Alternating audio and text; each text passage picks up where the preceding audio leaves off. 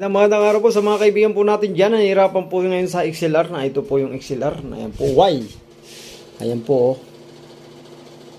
Yan. Yan po ang kuha niya sa pang the big one. At sa mga kaibigan po natin dyan, Luzon, Visayas, Mindanao, from Batangas po. Ito na po yung order mo, sir. Ayan. 4 na pirasong Y. Ayan. Ang i-in po ngayon sa amplifier nyo, 2.